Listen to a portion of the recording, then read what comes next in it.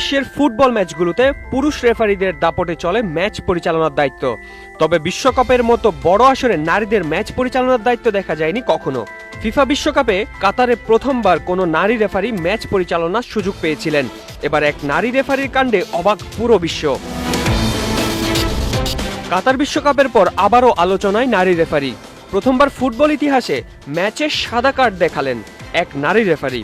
সবকিছুর পূর্ণতা দিতে পারেন নারীরা, তাই দেখিয়ে দিলেন রেফারি ক্যাটরিনা ক্যাম্পোস। ফুটবল খেলা যারা দেখেন তারা খুব ভালোভাবেই জানেন হলুদ আর লাল কার্ডের ব্যবহার। কম অপরাধে হলুদ আর গুরুতর অপরাধে লাল কার্ড, এই দুই কার্ডের বাইরেও কি কিছু আছে? এতদিন ছিল না। ফুটবলের সাদা কার্ডের ব্যবহার চালু করলেন ক্যাটরিনা। পর্তুগালের ওয়েমেন্স কাপে স্পোর্টিং লিসবনের মুখোমুখি হয় বেনিফিকা। ম্যাচটির এক সময় সাদা কার্ড দেখান রেফারি ক্যাটরিনা।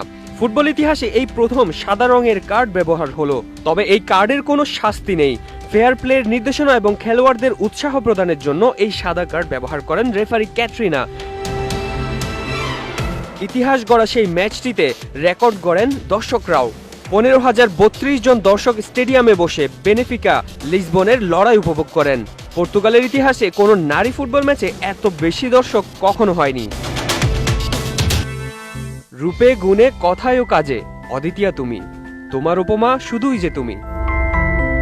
মোহাম্মদ হুসাইন, ৭১।